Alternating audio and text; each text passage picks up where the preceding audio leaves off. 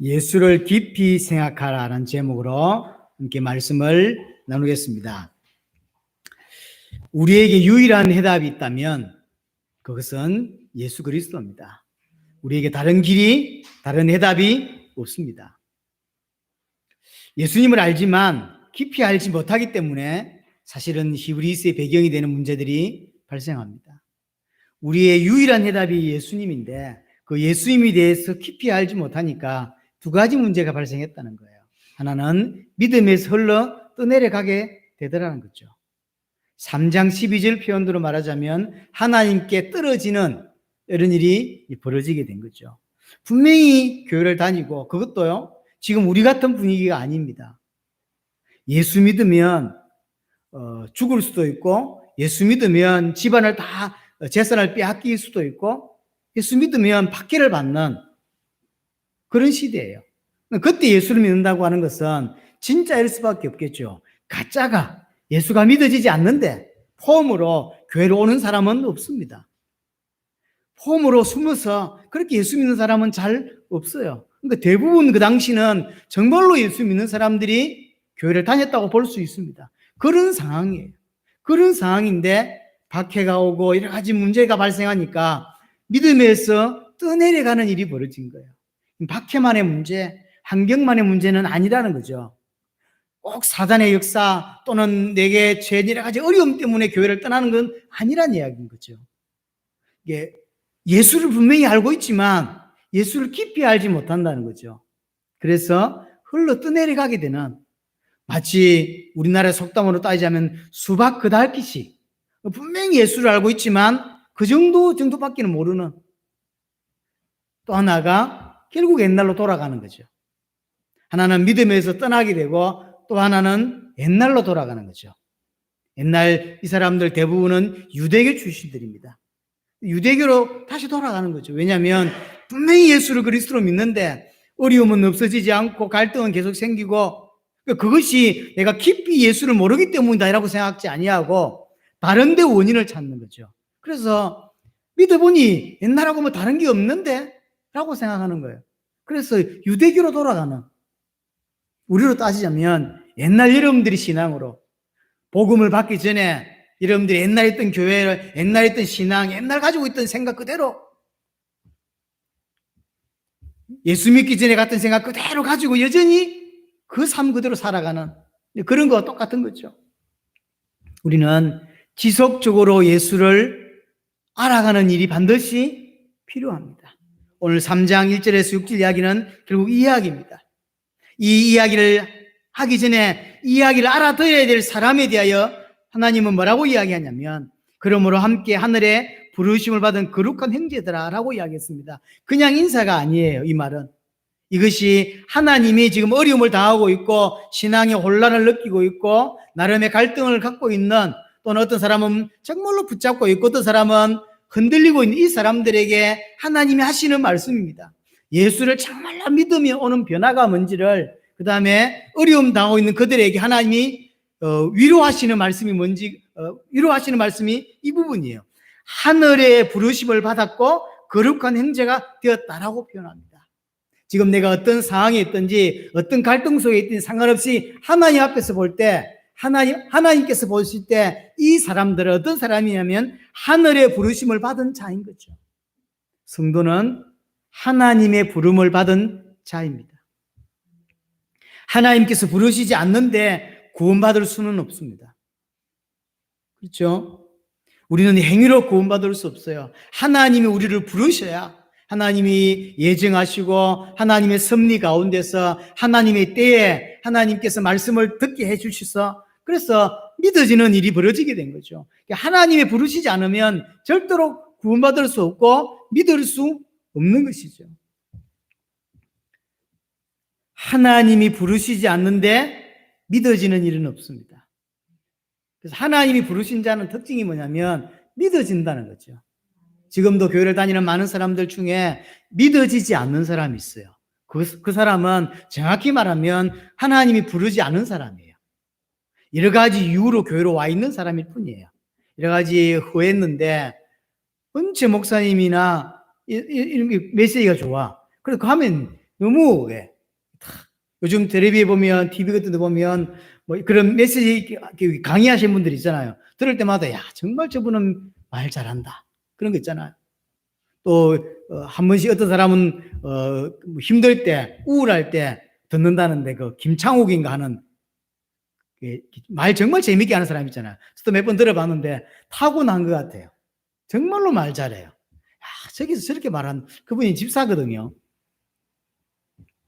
근데 이제 방송에서 그렇게 말해가지고 이제 이쪽 넘어와서는 이제 바꿔가지고 하나님이 그렇게 하셨다며 뭐 그런 이야기를 하는 걸 내가 봤는데요. 여하튼 그러니까 하나님의 부름을 받지 않았는데 교회 와 있는 사람은 분명히 있습니다. 그 사람들의 특징이 뭐냐면 안 믿어지는 거죠. 예수님이 날 위해 죽으셨다. 그래서 그 죽으심으로 내 문제가 끝이 났다는 게 안 믿어져요. 근데 어떤 사람은 이게 믿어진다는 거예요. 왜 그럴까? 왜 이 차이가 날까요? 하나님이 부르신 거예요. 내 능력이 아닙니다. 나의 어떤 부분이 아니에요. 하나님이 부르신 자는 이게 믿어져요. 하나님이 부르지 않은 자는 이게 안 믿어집니다.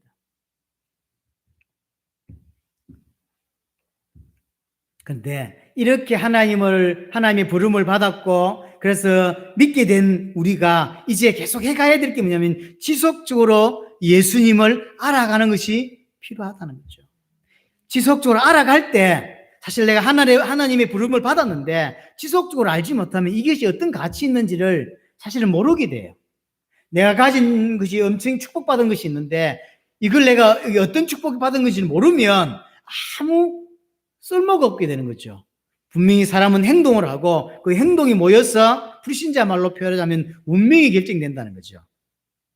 행동이 모여서 미래가 결정된다고 볼 수 있는 거예요. 그럼 그 행동은 어디에서 나온 거냐면 내가 알고 있는 거, 내가 가지고 있는 거, 내 신분에 따라서 행동이 결정되는 거죠. 내가 하나님의 축복을 받은 자가 분명하고 하나님이 나와 함께 하심이 분명하고 하나님이 나를 축복하심이 분명하다고 아는 자가 한 행동, 그 행동이 모여져서 나올 미래, 그거와 잘 몰라, 관심도 없어, 복음에도 관심이 없고 내가 하나님께 부름 받았는지 안 받았는지도 관심이 없어, 그 사람이 하는 행동과 그 행동이 모여서 나올 미래 완전히 다를 수밖에 없는 거죠. 그래서 내가 받은 축복이 뭔지를 아는 것이 너무 중요하고 또 예수님을 계속 알아가는 것이 너무 중요해요. 계속 알아갈 때만 내가 받은 것이 뭔지를 계속 더 선명해지고 더 확신해지고 또 내가 가야 될 게 더 분명해지는 거죠. 여러분들이 인생을 살아가면 할수록 더 선명해지고 더 분명해져야 되는 거예요. 살면 살수록 헷갈리고 살면 살수록 답답해지는 것은 정확히 말하면 제대로 인생을 살아가고 있지 못하는 거예요. 하나님을 알고 예수를 믿고 내가 가야 될 그 방향이 정확하고 선명하면 할수록 그 사람의 인생은 분명하고 선명합니다. 그것이 올바른 거예요. 또 하나가 거룩한 행자라고 이야기합니다. 이것이 우리가 예수를 믿음으로 받는 축복들이에요. 우리는 원래 하나님과 원수된 자라고 바울은 이야기하잖아요. 로마서에 보면 원수됐대. 그래서 진노를 받는다는 거죠. 그래서 지옥에 예비되어 있어요. 우리가 원래 이런 자였어요. 또 다른 표현으로는 죄인이라고 표현하죠. 다른 말로는 영적으로는 고아 상태죠. 분명히 부모가 있고 형제 자매가 있는 건데 나는 없어요. 나는 하나님이 계시지 않고 나는 주를 믿는 형제가 내게 없어요. 영적인 고아예요. 근데 영적인 고아인 나를 하나님이 나를 당신의 자녀로 입양시켜 주셨다는 거죠. 입양시켜줘. 그것을 거룩한 형제가 되었다는 거죠. 태어날 때 거룩한 형제로 태어난 게 아니요. 예수님처럼. 예수님은 태어난 건 아니지만 말하자면 예수님은 처음부터 하나님이었고 하나님의 자녀였어요. 하나님의 아들이었어요. 우리는 그렇지 않습니다. 마귀의 자녀로 태어났고 우리는 영적인 고아였어요. 하나님이 우리를 자기 아들로 양자로 입직시켜 주신 것이죠. 그래서 거룩한 형제가 된 겁니다. 로마서 8장에 말한 대로 우리가 양자의 영을 받았다라고 하죠. 그래서 아빠, 아버지라고 이제 부를 수 있게 되었다고 이야기합니다. 지난주 메시지로 하자면 우리 하나님의 가족이 된 거죠. 근원이 같은 하나님의 가족이 되었고 예수님이 나를 형제라고 부르게 되었다는 거죠. 예수님이 내 형제가 되어주신 것이죠. 이런 거룩한 형제가 된 거죠. 베드로의 표현대로 말하자면 베드로전서 2장 9절에 말한 대로 택하신 족속이요 왕 같은 제사장이요 거룩한 나라요 그의 소유된 백성이다라고 표현하죠. 분명히 아니었는데 이제는 그렇게 된 거예요. 그래서 예수를 믿음으로 하나님의 부름을 받은 것이고, 예수를 믿는다는 이야기는 또 하나는 거룩한 형제가 하나님의 거룩한 백성이 된 것입니다. 한마디로 말하면 하나님이 간섭하시고 하나님이 붙들어 주시는 자가 된 거예요. 여기서 기억할 게 또 하나가 있습니다. 그게 뭐냐면 하나님의 가족이 되었다고 하는 것은 책임도 따르는 거예요. 건강한 가족은 반드시 그 가족의 책임이 따라요. 나중에 광고하겠지만 이제 2주 후에 다음 주 토요일 날 파주의 혜림이가 결혼식을 합니다. 집도 구하고 뭐 이제 다 끝났는가 봐요. 더 이상 미루기는 힘들다며. 하여튼 축하를 합니다. 자, 결혼을 했습니다. 그럼 결혼했다는 이야기는 무슨 말일까요? 가정을 이뤘다는 이야기는 책임이 동반해요. 결혼했는데, 혜림이가 결혼을 했는데 한 달째 집도 안 들어가고, 만약 그렇다 생각해 보세요. 돈 벌어서 다 그냥 써버리고, 그건 책임을 동반한 게 아니죠. 그럼 결혼하면 안 되는 거죠. 그러니까 가족을 이뤘다고 하는 것은 책임이 동반되는 거죠. 건강한 가족은. 건강하지 않는 가족은 그렇지 않습니다. 애가 태어나든지. 이번에 중국에서 보니까 두 살 난 아들을 팔았더라고요. 팔아고 2,900만 원 팔아가지고 새 여자친구하고 해외 여행을 갔더라고요. 미친놈이죠. 그건 아무 개념이 없는 거죠. 그런 친구들은 결혼하면 안 되고 자식 놓으면 안 돼요. 그렇잖아요. 그거 말고 건강한 가족을 이뤘다. 건강한 가족을 이뤘다고 하는 것은 그런 게 아니잖아요. 책임을 지는 거잖아요. 자식이 태어났다. 책임을 지는 것이고,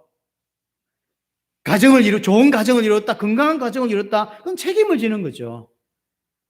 우리가 가족이 되었습니다. 하나님과 가족이 되었습니다. 책임이 있어요. 내가 져야 될 책임이 있는 겁니다. 하나님 앞에서.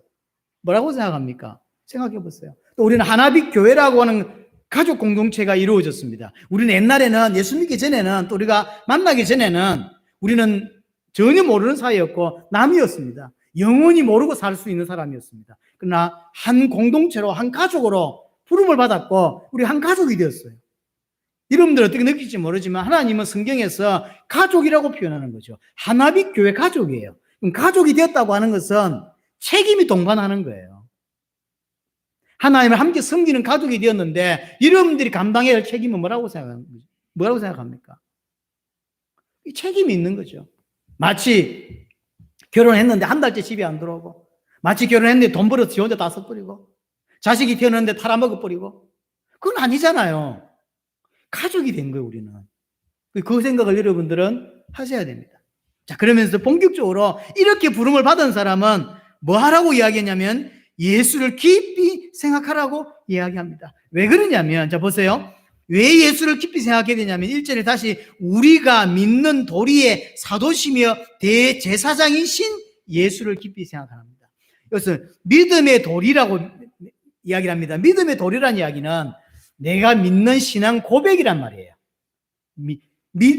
믿는 도리란 말은 내 고백이란 말이에요. 다른 말로 말하면 내 신앙 고백의 주인공 되시는 예수님을 깊이 생각해라, 이라는 의미예요. 왜 예수를 깊이 생각해야 되냐면 그 첫 번째가 뭐냐면 내 믿음의 주인공이고 내 믿음의 대상이에요. 우리는 다른 걸 믿는 게 아닙니다. 교회를 믿거나 목회자를 믿거나 딴 걸 믿는 게 아니라 예수님이 하나님의 아들 그리스도라고 하는 걸 믿는 거죠. 내 믿음의 대상이고 내 모든 생명의 주인공 대신 그분을 나는 믿는 거죠.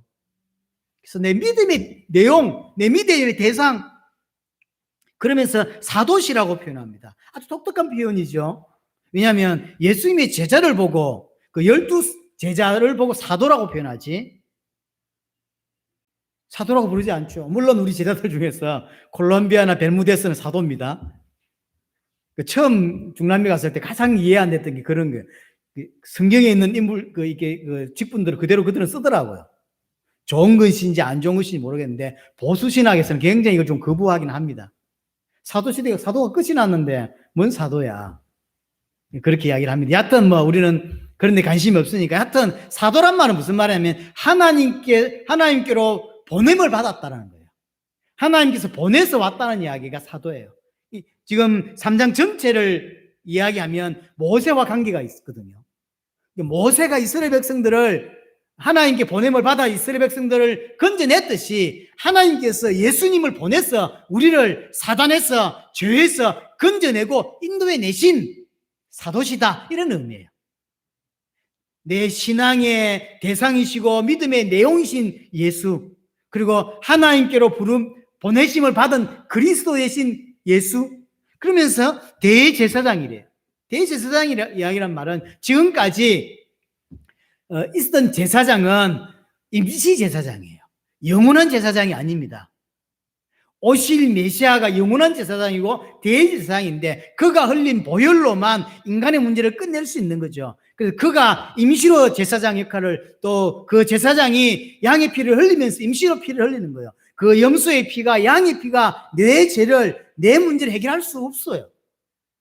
근데 그 염소의 피가 의미하는 그 대상, 그 제사장이 의미하는 그 오실 대제사장, 그가 나를 위해 죽어주실 때, 그가 나를 위해 십자가 지실 때만 내 문제가 끝이 날 수 있는 거거든요.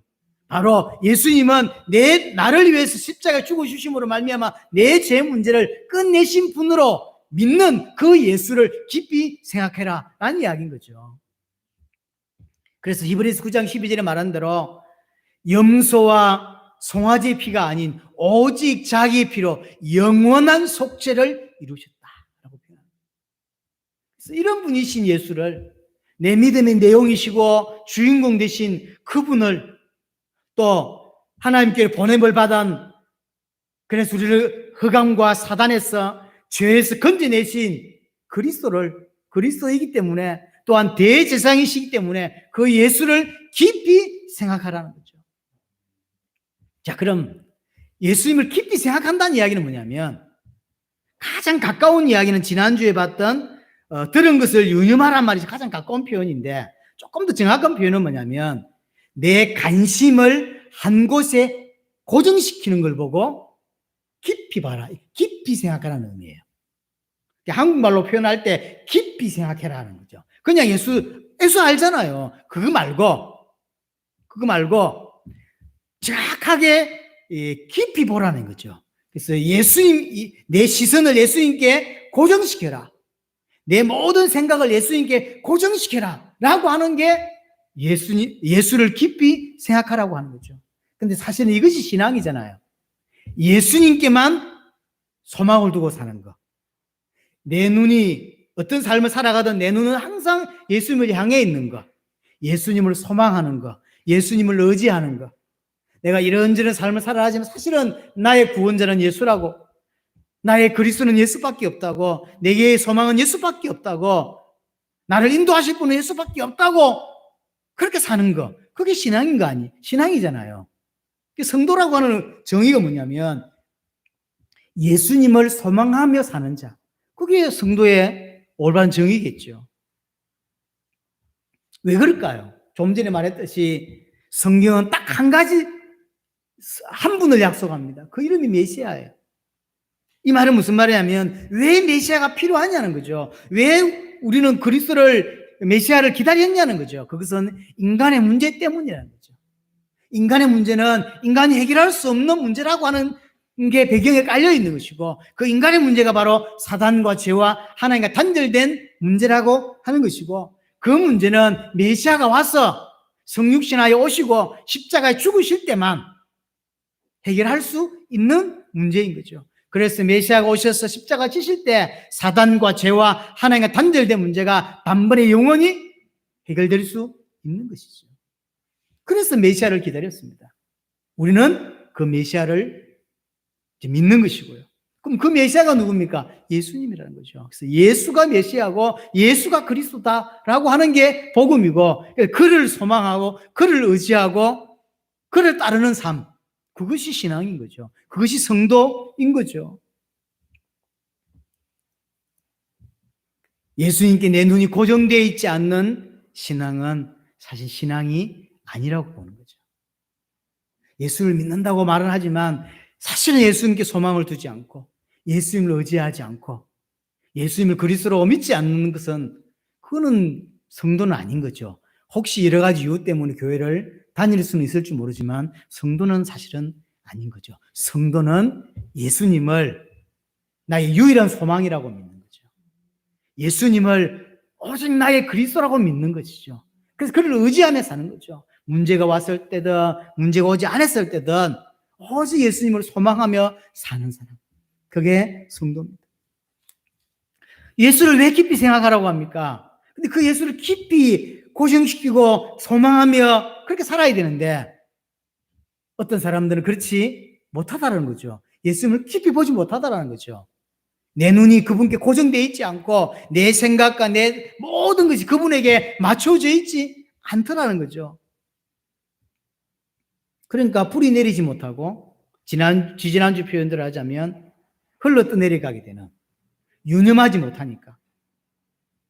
신앙도요, 자꾸 겉모습만 갖추게 되는 일이 벌어지는 거죠.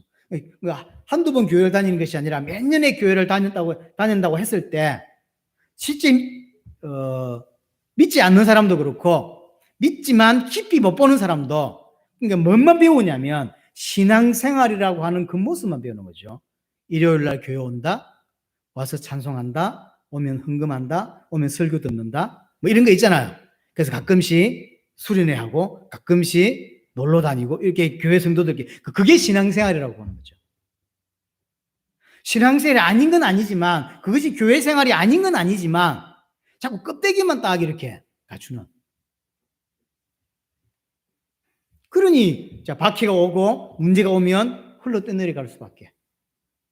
흘러 떠내. 뭐 일이 생기면 상처받고, 일이 생기면 하나님을 붙잡지 못하고 갈등하고 이럴 수밖에 없는 거예요. 그러면서 나도 교회 다녀봤는데, 나도 박 목사님 메시지 들어봤는데 이렇게 말하는 거예요. 내 메시지를 들어봤을지는 모르지만 안 믿었잖아요. 내 메시지를 들어봤을지는 몰라도 깊이 있게 예수님께 집중 안 했잖아요. 내 눈이 그분께 고정되어 있지 않잖아요. 고정시켜야 되겠다라고 안 보이잖아요. 복음이. 그게 문제인 거죠. 그러니까 예수님을 알아요. 예수 모르는 사람이 어디 있습니까? 교회 다니는 사람 중에서. 천주교 예수 알잖아요. 저 이슬람은 예수 모르나요? 예수 압니다. 그들이 이슬람이 아는 예수와 흔들리고 있는 그 사람이 믿는 예수와 차이가 있냐 말이에요. 거의 없어요. 그래서 흔들리는 거예요. 그래서 갈등하는 거예요. 그래서 미끄러지게 되는 거예요. 제가 잘 쓰는 표현 중에서 믿는 자 중에 믿지 않은 자 많다. 예배하는 자 중에서 예배하지 않는 자 많다. 라고 말하는 거예요. 우리가 교회 와서 예배를 합니다. 근데 자기는 예배했대. 근데 예배하지 않은 사람이 분명히 있거든요. 분명히. 그럼 예배한 게 아니에요. 교회 왔다 앉아있다 간 거죠. 그 대표적인 걸 이사야 1장 한번 보세요. 이사야 1장. 너무 유명한 장면이라 뭐 펼 필요도 없지만 이사야 1장 12절 보세요. 너희가 내 앞에 보이려 오니 이것을 누가 너희에게 요구하였느냐? 내 마당만 밟을 뿐이다 그랬죠. 이 사람들이 교회를 안 온 게 아닙니다. 신앙생활 안 한 게 아니에요. 11절도 보시면 무수한 재물을 하나님께 드렸대요. 시간마다 번제를 드리고 예물을 드리고 메시지를 듣고 했다니까요. 안 한 게 아닙니다. 지금으로 따지자면 시간대마다 주일 메시지 오고 수요예배 오고 또 시간 되면 새벽기도도 오고 또 모임도 하고 이렇게 한 거예요. 안 한 게 아니에요. 또 할 때 예물도 드리고 뭐 또 교회 특별한 헌금이 할 때는 또 하고 이렇게 다 했어요. 했는데 하는 소리입니다. 하나님이. 내 마당만 밟는다. 껍데기만 딱 갖추고 있는 거예요. 신앙의 껍데기만. 예배의 모든 걸 하지만 실제 내용은 갖추고 있지 못한. 그렇게 하지 말라는 거죠. 예수를 깊이 생각해라. 내 눈을 예수님께 고정시켜라. 내 생각을 예수님께 고정시켜라. 내 모든 인생을 그분께 고정시켜라. 그분에게 소망을 둬라. 그분만을 의지해라. 그분께 붙어 있어라. 라고 하는 거거든. 말라기서를 한번 볼까요? 구약 성경 마지막 성경 말라기입니다. 제가 가끔 보는 구절이에요. 말라기를 굳이 펼쳐서 읽지 않지만 가끔씩 생각날 때 말라기를 펼쳐서 요 구절을 가끔씩 읽어요. 6절입니다. 내 이름을 멸시하는 제사장들아, 나 만군의 여호와가 너에게 이르기를 이들은 그 아버지를 종은 그 주인을 공경하나니 내가 아버지일 때 나를 공경함이 어디 있느냐? 내가 주인일진데 나를 두려워함이 어디 있느냐? 이 사람들이 지금 하나님께 예물을 드리지 않거나 이 사람들이 지금 하나님을 섬기지 않습니까? 섬긴다니까요. 특히 오늘 6절에 뭐라고 하죠? 제사장들이라고 이야기하고 있어요. 전문적으로 하나님을 섬긴다고 하는 제사장들인데 이 사람들 보고 하는 소리예요. 말은 하나님 아버지 뭐 이렇게 이야기하지만 하나님이 하시는 말씀입니다. 일반 사람들도 자기 부모 챙길 줄 알고 일반 사람들도 자기 아버지 챙기고 하지 않냐? 내가 종도 자기 주인 챙기고 그걸 아냐? 그걸 하지 않냐 말이에요. 내가 너희 아버지가 맞냐? 내가 너희의 주인이 맞냐? 라고 하나님 물으시는 거예요. 내가 너희의 주인이 맞는데 행동을 그렇게 해? 내가 너희 아버지가 맞는데 그렇게 살아? 라고 하나님 묻는 거예요. 10절 보세요. 10절 보면 만군의 여호와가 이르노라 너희가 내 제단 위에 헛되이 불사르지 못하게 하기 위하여 무슨 말이냐면 이제 번제를 드리는 거죠. 하제를 드리는 거잖아요. 제 짐승을 끌고 왔습니다. 어렵게 염소 끌고 오고 양 끌고 와가지고 갓 뜨고 그다음에 이제 하제를 드려서 이제 하는 거죠. 헛되이 불사르지 못하게. 그리 해보면 뭐냐고. 그렇게만 하는 거예요. 그 양의 각을 뜨고 불 사르고 이라는 의미가 뭔지를 모른 채 지금으로 말하면 예수가 그리스도라고 하는 의미가 뭔지 모른 채 교회 와서 예배한다고 하는 그 의미는 뭔지 모른 채 그냥 온 거예요.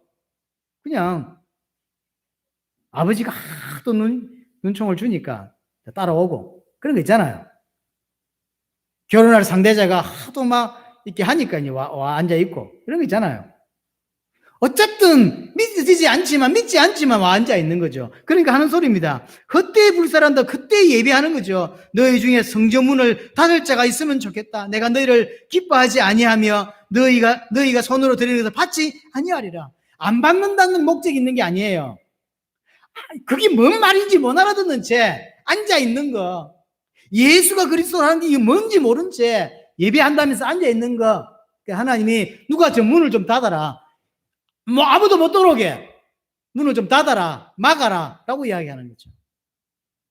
이 말은 다음부터 안 와야 되겠다라는 게 아니라 올바르게 하나님을 알고 올바르게 하나님을 섬기고 올바르게 복음을 깨닫는 은혜가 필요하다는 거죠. 그걸 깨달아야 되지. 예수가 그리스도 이 복음을 깨달아야 되는 것이지. 인생을 살면 다 같이 생각으로 살아가면서 필요할 때만 하나님 찾고 필요할 때만 하나님 보고 이야기하고 그러면 하나님한테 이야기하려면 일단 자녀가 돼야 되는 거 아니에요. 자녀가 아닌데 제가 드라마를 보진 않았는데 TV를 돌리다가 얼마 전에 끝이 났는지 안 끝인지 모르겠는데 마우스라고 하는 이승기 나온 드라마가 있더라고요. 이승기가 이제 얘가 좀 이게 또라이인가 봐요. 보니까 얘가 뭐라고 하냐면 하나님께 계속 기도했대요. 근데 당신이 내 기도를 들어주지 않았으므로 내가 심판하겠다. 내가 신이다라고 하면 너 장면을 이렇게 하던 대사를 그런 식이에요. 나와서 하나님께 막 기도하는 거예요. 이거 해주세요, 저거 해주세요. 했는데 안 들어준 거죠. 왜 안 들어줘요? 그냥 열받은 거예요. 왜 안 들어줬을까요? 자녀가 아닌 거예요. 자녀가 아닌데 교회 와서 기도하는 사람이 한두 명입니까? 믿지 않는데 하나님께 기도하는 사람이 한두 명이냐고요. 당연히 하나님이 응답 안 할 수밖에 없는 위치를 가지고 있어요. 안 믿는다니까요. 그래서 예수님이 하신 말씀 중에서요. 바리새인들 또 사두개인들 굉장히 뭘 하시면서 해칠한 무덤이라고 말이죠. 해칠한 무덤이 뭐죠? 무덤을 이렇게 만들었어요. 그 무덤 안에는 썩고 있습니다. 근데 밖에는 이게 이제 다른 걸로 칠을 해놓은 거예요. 번들하게 멋있게. 근데 속은 썩고 있는 거죠. 내 속은 지금요 안식이 없어요. 내 속은 좀 썩고 있어요. 갈등에 분노에 이런 상처에 버글버글 끓고 있는데 겉으로만 포장을 잘 해놓은 거예요. 하나님 믿어. 포장을 잘 해놓은 거죠. 술이 없으면 하루도 못 살아가. 욕하지 않으면 하루도 살아갈 수 없는 분노에 가득 차 있어요. 그런데 겉으로만 집사하고 겉으로만 목사해요. 그게 해치라는 무덤이에요. 예수님이 또 하나님이 성령을 통해 우리에게 말씀하시는 건 그렇게 하지 말라는 거죠. 그런 인생 살지 말고 이제 그거 다 걷어내고 정말로 예수를 정확하게 알고 예수를 깊이 보라는 거죠. 깊이 생각하라는 거죠. 예수가 누군지 보라는 거예요. 예수님이 그리스도가 되셔서 내 모든 문제를 십자가에서 끝냈다는 걸 보라는 거예요. 그래서 믿으라고 하는 거죠. 믿고 그래서 내 안에 썩고 문드러지고 방하고 이걸 다 걷어내고 내 안에 하나님의 성령께서 임재하심으로 참된 안식이, 참된 평화가, 참된 기쁨이, 그래서 내가 어떻게 살아야 될지가 방향이 보이고 그 인생을 어렵지만 힘들지만 그 인생을 정말로 감사하게 살아내는 참 멋있는 인생을 살아가라고 하나님은 이야기하시는 건데 그 말을 못 알아듣는 거예요. 예수님을 깊이 생각하라. 예수를 깊이 생각하라. 우리는 그분만 깊이 생각하면 되는 이유가 있습니다. 그게 2절부터 6절까지 이야기해요. 우리는 예수님을 깊이 생각하기만 하면 되는, 우리의 눈은 예수님께 맞춰져 있기만 하면 되는 이유가 뭐냐?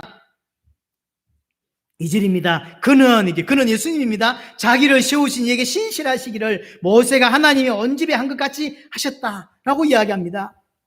그러니까 예수님은 자기를 세우시니 하나님이죠. 하나님에게 신실했다는 거예요. 누구처럼 했냐면 마치 모세가 이스라엘 백성들을 애굽에서 이끌어낼 때 하나님에서 온전히 순종하고 신실했던 것처럼 그렇게 예수님은 온전히 순종했다는 이야기인 거죠. 모세가 그렇게 하나님께 순종했듯이 예수님 또한 온전히 하나님께 순종했다는 거죠. 이 예수님이 온전히 순종했다는 의미가 뭐죠? 예수님의 순종이 결국 나를 살린 거거든요. 예수님은 하나님이십니다.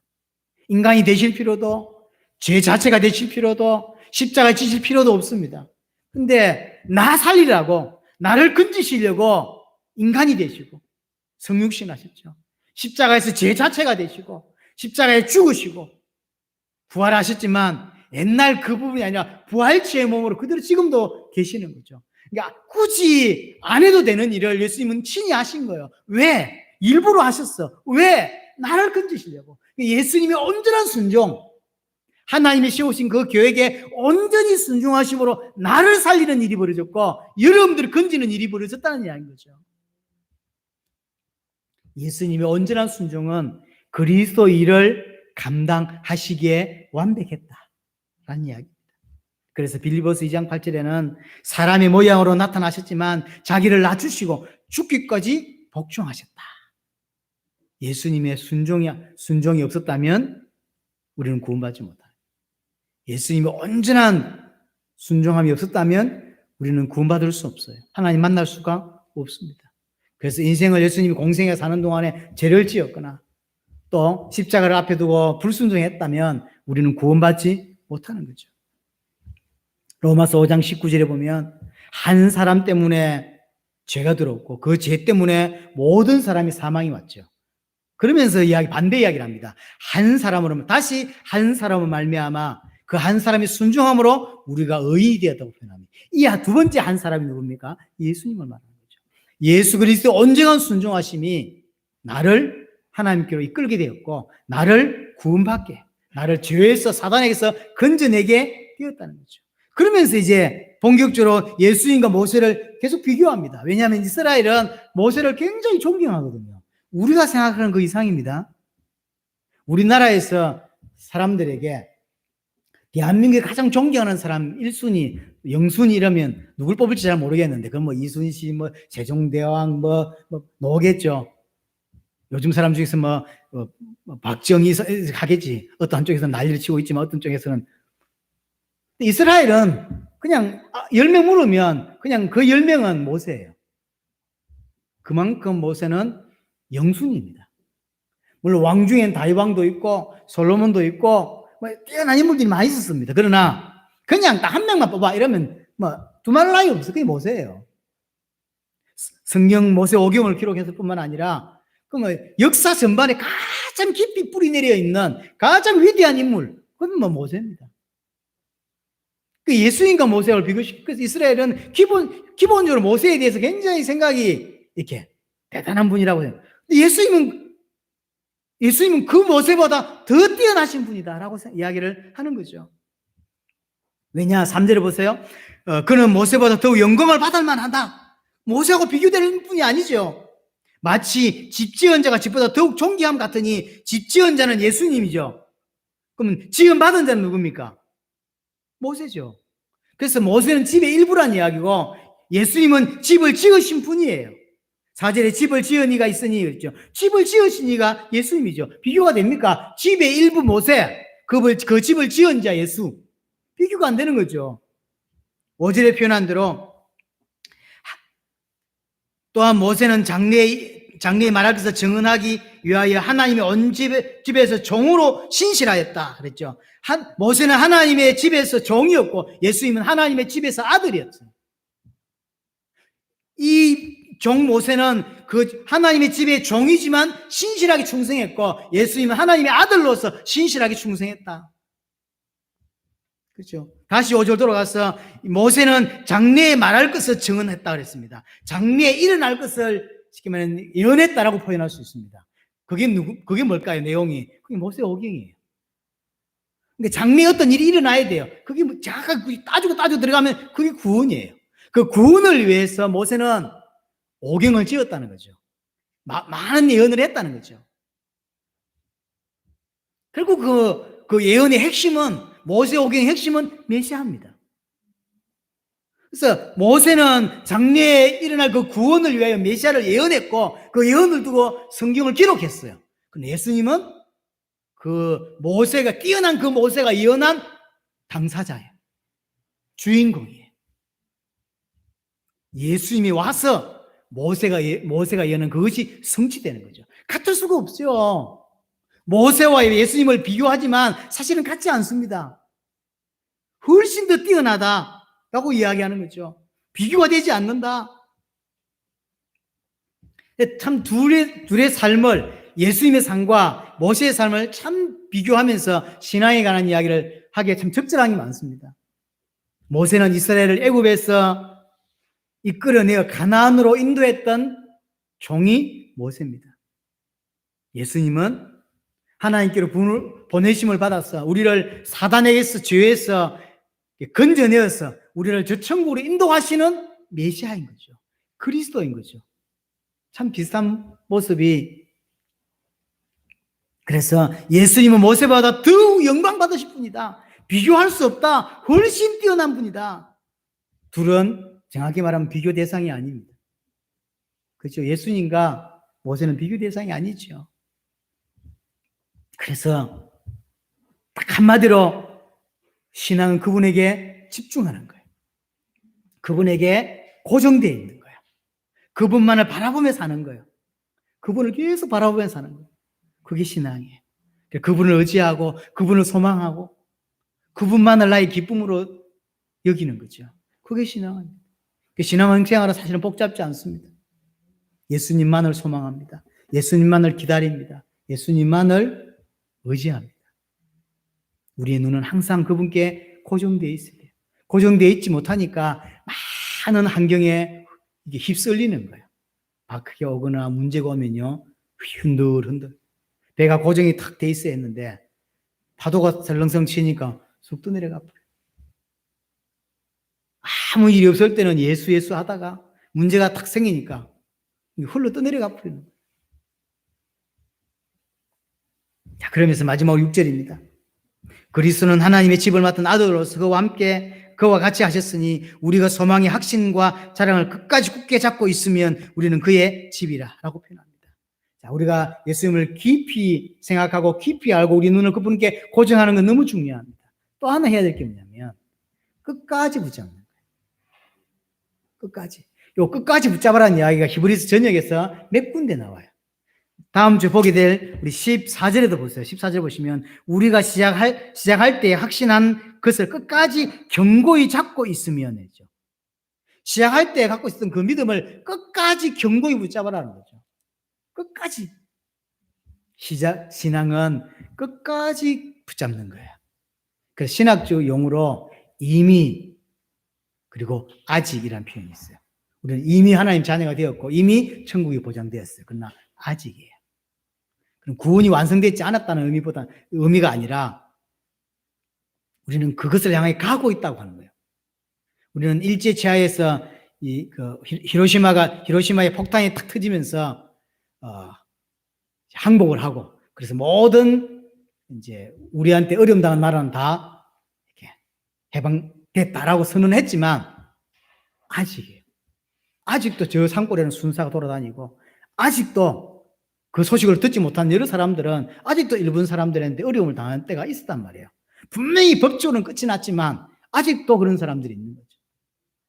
그래서 신앙은 처음 믿을 때 그거 그대로 예수를 그리스도로 믿는 그것이 끝까지 붙잡는 거예요. 끝까지. 한 번 믿음으로 끝이 나는 것이 아닙니다. 계속 믿는 거예요. 어제도 믿었습니다. 오늘도 믿는 거예요. 어제 믿었기 때문에 끝이 아닙니다. 우리는 주의 재림으로 완성될 것을 기다리며 오늘도 믿고 내일도 믿어야 되는 거죠. 그래서 신앙은 끝까지 붙잡고 달려가는 거예요. 옛날에 내가 어떻게 살았다, 내가 어떻게 믿었다 중요하지 않습니다. 끝까지 붙잡고 달려가는 거.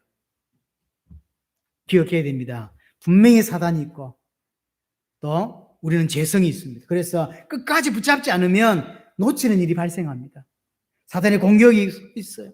이런 조건이 있어요. 그래서 놓칠 수 있다니까요. 우리는 끝까지 붙잡고 방심할 때 놓치게 되고 교만할 때 변질되게 되어 있어요. 여러분 정말로 예수가 그리스도는 이 복음을 알아가기 시작하고 그것을 계속 더 깊이 가야 되겠고 또 하나는 끝까지 붙잡는 은혜가 우리에게 있어야 된다는 거죠. 그 은혜가 여러분들에게 꼭 있게 되기를 바랍니다.